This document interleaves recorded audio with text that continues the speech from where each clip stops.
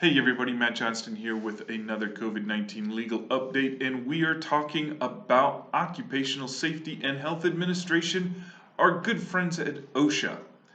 Now, recently a number of state governors have been reducing the restrictions on the number of people who can be in a space. Some governors have listed or lifted mask mandates from their states. But OSHA recently announced a national emphasis program, that's what they're calling it, to protect high-risk workers from COVID-19 and other safety measures related to COVID-19. So the program, according to the Department of Labor, seeks to substantially reduce or eliminate coronavirus exposure for workers in companies where risks are high and to protect workers who raise concerns that their employer is failing to protect them from risks of exposure. So what does that mean? Well, that is bureaucratese for we don't trust you employers to protect your employees, so we're going to step up our enforcement mechanisms. So they're going to focus enforcement efforts on companies that put the largest number of workers at serious risk for contracting coronavirus. So who's at risk? Well, if I'm reading between the lines here, it's going to be large retail operations. It's going to be large medical operations. So those are the ones that are going to probably be at the most risk because those are businesses in which there is a lot of interaction between members of the public and staff. So direct face-to-face interaction. So if you are an employer with a lot of direct face-to-face interaction, you're going to want to speak to your employees to make sure they understand that yes, even though our state, well, Maryland still has a mask mandate if you're indoors, but other states do not. Well, OSHA can step in and say, well, we don't really care what the governor has said. You have to protect your workers against exposure to COVID-19, so you're going to have some masking. So what does that mean? Well, inspections, on-site, remote, some combination, follow-up inspections, some investigations, basically OSHA getting all up in your business about how you are protecting your employees from risk of exposure to COVID-19.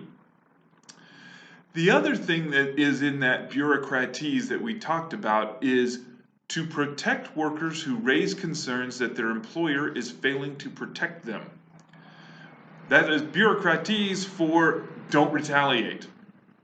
Under OSHA's law and under many state labor laws, there is a provision that allows employees to report either to OSHA, to a state labor agency, or to their boss or whatever, any unsafe practices, anything that they think puts them at risk.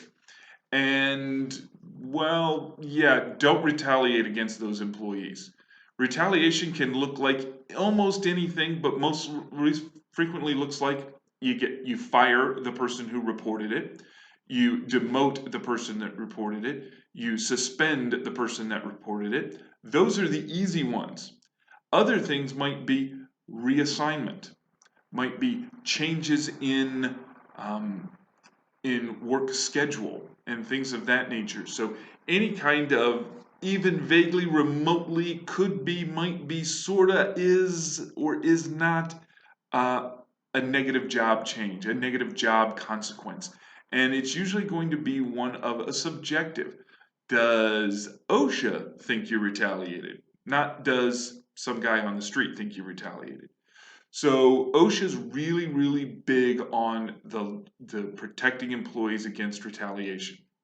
So if you are an employer, you got to keep things in mind. Number one, keep your employees masked, socially distanced, and any other reasonable efforts to protect them against the risks of exposure.